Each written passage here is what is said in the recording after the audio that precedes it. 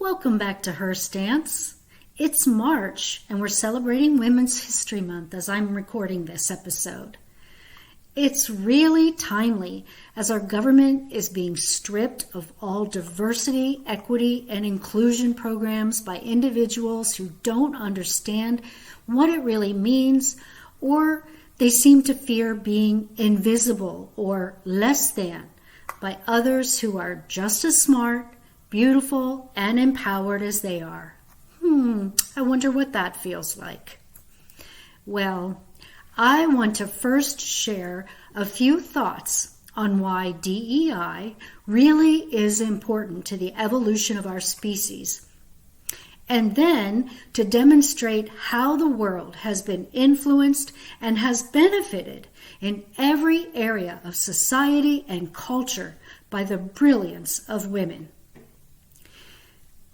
Have you ever heard the story about the holiday ham preparation? For generations, since Great Granny was in charge of the family dinner, the end of the ham was cut off before gently resting it in the pan for baking and garnishing. Throughout the generations, as the honor was passed to the next woman, the end of the ham was cut off and either saved for another day or discarded.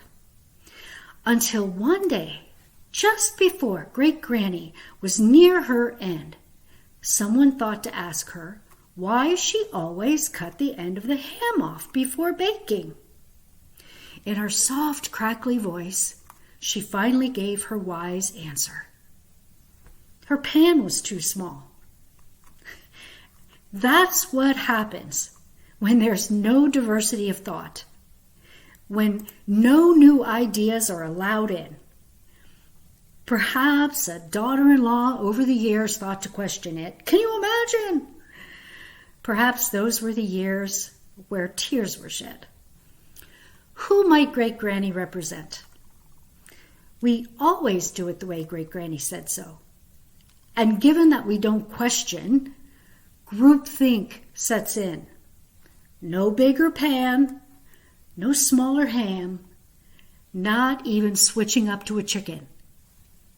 Maybe half the family grumbled at the ham for decades, but nobody spoke up or woke up. And what does equity mean? I'm right-handed. I learned to eat and write with my right hand dominantly. My best friend, all through my childhood, was dominantly left-handed. And so was my dad. And when my dad passed away, she wrote me a lovely note about how my dad taught her how to tie her shoes. He was so patient about it. It just takes a different point of view. Well, did you know that there are scissors for left-handed people? This is equity. She and I should be able to do all of the same things. Equity is providing the correct tools for the job equitably. She can be an art teacher, as can I. Her best tool for the job is a pair of left-handed scissors, and mine, a right-handed pair. That's equity. How does providing a tool that provides a level playing field for her penalize me? It doesn't. How did providing technology to allow Stephen Hawking to continue to publish and research and speak take away from any other physicist or researcher? It did not. That is equity. Is it equal? No. But people without ALS don't need an eye-sensitive computer to get their point across, do they? Allowing a tool to give Stephen Hawking the level playing field to continue his work while trapped in his otherwise frozen body is equity. How about inclusion? Do you have a role model? I bet it is someone who looks like you or someone who came from a similar background, or from the same profession, or from your hometown. If they can do it, so can I, right? Well, unconscious bias is a thing. So let's say you're interviewing two candidates, and both highly qualified. One looks like us, and the other does not. One likes the same jokes, has the same hobby, is maybe from the same alma mater. Well, that's the one we're going to prefer on a quick decision. It just is. And unless you are very aware of it, you might just blindly choose that candidate. You'll gravitate that way. But if we are inclusive, we might think outside that box and ask ourselves questions like, does my team need more of what this candidate brings to the table, or of what that candidate brings to the table? Will we be more creative or fill in gaps with this person or that person? It's not a quota. It is about what we are hiring for in the first place. And if our organization, even if it's a volunteer organization, paid organization, if it is stagnating, it's time to include more types of people who think differently because they come from a different background, whether that's social, educational, religious, something that has different points of view than what we've all gotten used to. They bring different experiences to see things from different angles. They might come with a different size pan. Inclusion, though, is where it gets really personal. Organizations can either put inclusive policies into place or strip them away, but individuals need to know what it looks like and have to decide that they will work to overcome unconscious biases or they won't. And I'm not here to give a class on what that looks like. But what I am here to do today is to demonstrate many of the amazing ways that women have made our world a better place, even when they couldn't even claim credit for it due to exclusive policies on account of their gender or race. So, let's get started. I'm going to start way back in the 17th century. Sibylla Wrighton Masters, 1715. Sibylla was an American inventor, and she was the first person residing in the American colonies to be given an English patent and possibly the first known female machinery inventor in America of European ancestry. Masters was given a patent for a corn mill in 1715 in her husband's name, as women were not allowed to have their own patents. On June 24th, 1712, Masters left her family and headed to London to pursue patents for her invention ideas. In 1712, some American colonies were issuing patents, but Pennsylvania was not among them. And the process of obtaining a patent took a few years, meaning that Sibylla had to stay in London for an extended period. So during this period, she opened a shop selling bonnets and chair covers out of straw and palmetto leaves, using a method for which she later received a patent. Well, on November 25th, 1715, the patent was granted by King George I of Great Britain in her husband's name for the process of cleaning and curing the Indian corn growing in the several colonies of America. That's what the patent was for. Thomas Masters stated in the patent submission that it was her idea And when the patent was issued, King George I stated publicly that it was her idea. Masters received her second patent, again under her husband's name, for a method of weaving straw and palmetto leaves into hats and bonnets. Caroline Lucretia Herschel, 1783. She was the first woman to discover a comet. And this is a very interesting story, given that she wasn't married. This German woman, who was at age 10 stricken with typhus. And sadly, this disease permanently stunted her growth, and she never grew past her height of 4 feet and 3 inches. Her parents figured she'd never marry, she was homely, she would never be wanted by anyone, and so they made her a house servant, first to them and then to another family. And they didn't bother educating her at all. Her brother took her in at age 22. And there she began observing the sky. And in 1783, Caroline made her first discovery, a nebula that was not included in the Messier catalog. That same night, Caroline independently discovered Messier 110, NGC 205, the second companion of the Andromeda Galaxy. Here was the case where she was essentially a throwaway by her parents, figured she'd never make anything of herself at all.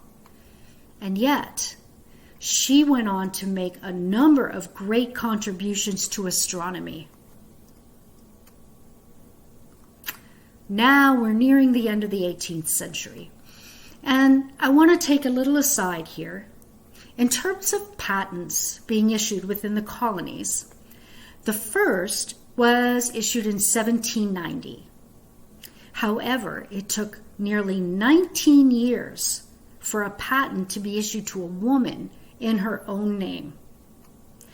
Married women had literally no legal rights of their own until 1839.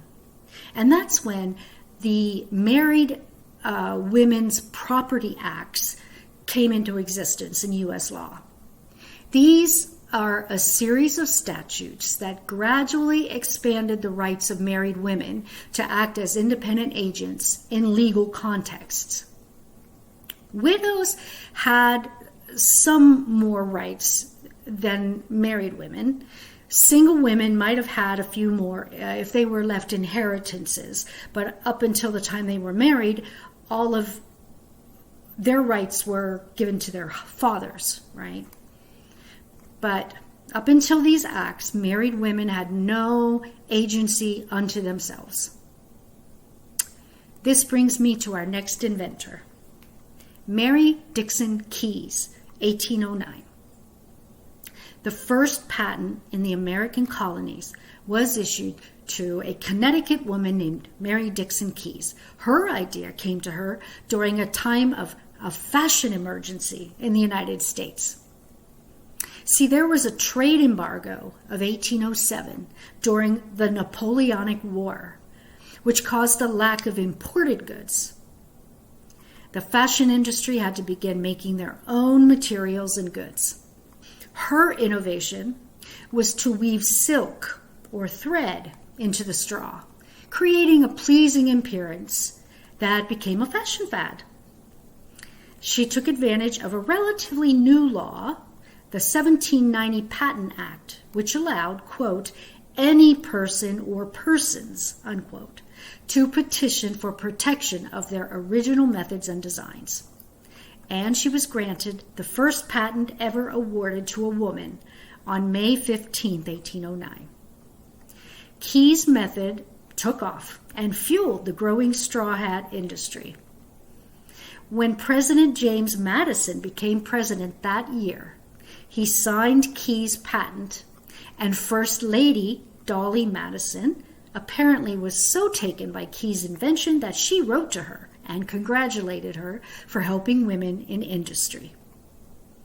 Well, fast forward to 1965, members of the Killingly Historical and Genealogical Society, Inc., paid their respects to the groundbreaking woman whose fashion sense opened doors by erecting a monument in her birthplace in South Killingly, Connecticut, which honors her as the first woman in the United States to apply for and receive a patent. Let's learn about Maria E. Beasley, 1880. Well, in the 1880s, a new wave of European immigrants were sailing to the United States, and a Philadelphia inventor named Maria E. Beasley designed an improved life raft. Beasley's raft had guardrails to help keep people inside during emergencies when they had to abandon ship. Beasley patented her first life raft design in 1880 in both of the United States and Great Britain, and received a second U.S. patent for an updated version of the raft in 1882. In addition to the life raft, she also invented a foot warmer, a steam generator, and a barrel hooping machine, receiving a total of 15 U.S. patents and at least 2 in Great Britain during her life. Sarah E. Good, 1885. In this year, 1885, this Chicago inventor and furniture store owner received a patent for her cabinet bed. This new piece of furniture was a desk that folded out into a bed, allowing the user to save space in a tiny apartment. Good's invention predated the 20th century's pull-down Murphy beds and pull-out sofas. With her cabinet bed, Good, who was born into slavery and won her freedom after the Civil War, became one of the first black women to patent an invention with the U.S. Patent and Trademark Office. Josephine Garris Cochran, 1886. Cochran was a widow in Shelbyville, Illinois, when she started building a dishwashing machine. Previous attempts at dishwashers had used scrubbers, but Josephine's dishwashing machine, which she patented in 1886, used water pressure to clean the dishes. With her patent secure, she founded the Garris Cochran Dishwashing Machine Company in order to sell her invention. Because the machine was too expensive for most households, Cochran sold most of her dishwashers to hotels and restaurants. After her death, the KitchenAid brand acquired her company and used her patents to build and sell its dishwashers. Sarah Boone, 1892. Well, Sarah Boone was an African-American dressmaker who was awarded a patent for her improved ironing board. The North Carolina native wrote in her application that the purpose of her invention was to produce a cheap, simple, convenient, and highly effective device, particularly adapted to be used in ironing the sleeves and bodies of ladies' garments. Remember, they were wearing some pretty large outfits at the time. Margaret A. Wilcox, 1893. The first person to patent an automobile heater was Margaret Wilcox, an engineer in Chicago. Wilcox's 1893 design used heat from the car's engine to keep drivers and passengers warm during trips.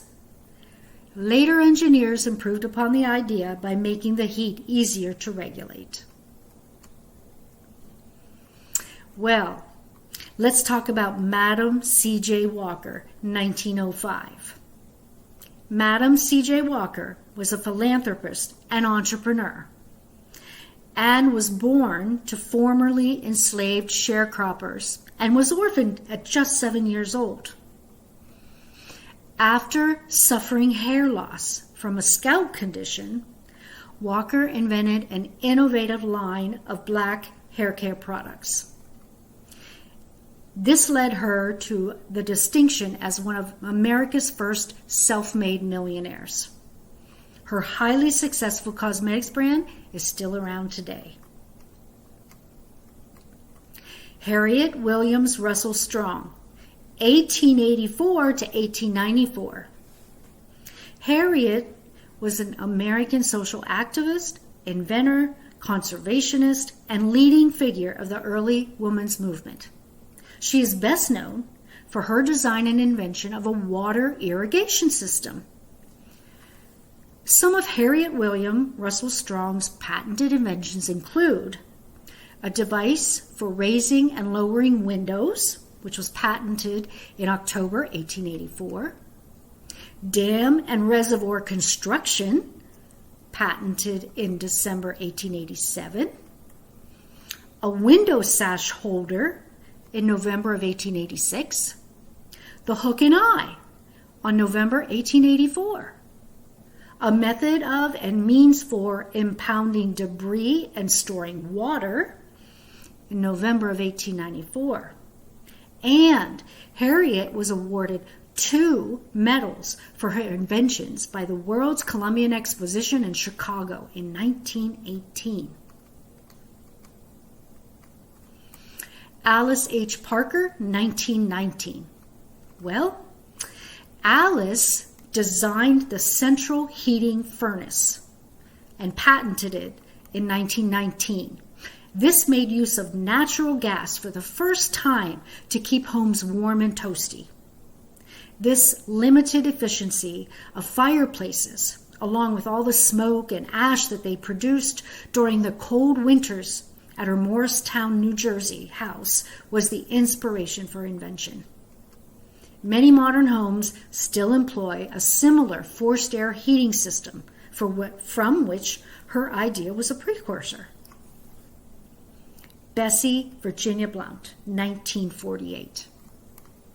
Also known as Bessie Blount Griffin, this American nurse, physical therapist, inventor, and handwriting expert, and possibly the first Black woman to train at Scotland Yard's document division, worked with World War II veterans in New York City's Bronx Hospital, which is now part of Bronx Care Health System. She taught veterans with amputations to read and write with their teeth and feet.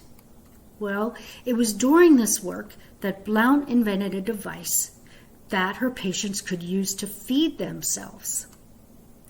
Blount's invention involved a tube that delivered food to a person's mouth whenever he or she bit down on it. She patented part of the design in 1948, then gifted the rights to the invention over to the French government in 1951 on the advice of a religious leader. The U.S. government hadn't shown much interest in it at all. Well, her invention paved the way for modern feeding tubes, which can be inserted into a person's nose or stomach if the user can't ingest food orally. After patenting the feeding tube, Blount continued to invent and went on to become a forensic handwriting analyst. Stephanie L. Kwolek, 1966. Well, Ms. Kwolek was a chemist who created synthetic fibers while working at DuPont's pioneering research laboratory in Wilmington, Delaware. The most famous one she created was Kevlar, a strong, lightweight, and heat-resistant synthetic fiber. Kwolek patented the process for making Kevlar in '66, which is used in bulletproof vests and other protective equipment, and has also become a substitute for asbestos since the 1970s, when companies began to scale back on that cancer-causing material. Marie Van Britten Brown, 1969. Brown created an early version of the modern home security system. Feeling unsafe due to her neighborhood's high crime rate, the full-time nurse rigged a motorized camera to record her home entryway and project images onto a TV monitor. She also included in her setup a two-way microphone in order to communicate with visitors without opening the door, as well as a panic button to notify police of any potential urgency in progress. Patricia E. Bath, 1988. Ms. Bath was the first Black American to complete a residency in ophthalmology and the first Black female doctor to patent a medical device in the United States. The device she invented was the laser phaco probe, which removed cataracts, cloudy blemishes in the eye that can lead to vision loss. Her new ways of removing cataracts was faster, more accurate, and less invasive than previous methods. She earned her first U.S. patent related to the procedure in 1988 and received 4 other U.S. patents related to her cataract removal innovations during her lifetime, in addition to patents in Japan, Canada, and Europe. Look, I could go on and on. Windshield wipers, coffee filters, Wi-Fi and Bluetooth, the electric refrigerator, disposable diapers, chocolate chip cookies, and the hand-cranked ice cream maker. No sector is untouched by the talents and ingenuity of women, women of all ages, women of color, and women on every continent. Women have created machines, art, engineering, processes, and, yes, they've brokered peace. And still, the lack of women in science, technology, engineering, and mathematics fields is still a persistent problem. If support for STEM programs, diversity, equity, and inclusion awareness, and efforts to break through unconscious biases in schools, institutions, and policies are diminished, contributions from girls and from people of color and intersectionalities will not cut through and be realized. Just think of what potential could go untapped if young people don't see others like them, to emulate and to encourage their inventive spirit. Take a moment right now to think about some women, some particular woman that inspires you. Maybe she's someone from the history books, or maybe from your own family tree. Send some gratitude out into the universe for her contributions, for her very existence and persistence. I'll leave you with a quote from the former First Lady Michelle Obama. The empowerment of women is the key to unlocking the potential of a nation. Thank you for joining me for another edition of Herstance. Please share a like, subscribe, and comment. See you next time.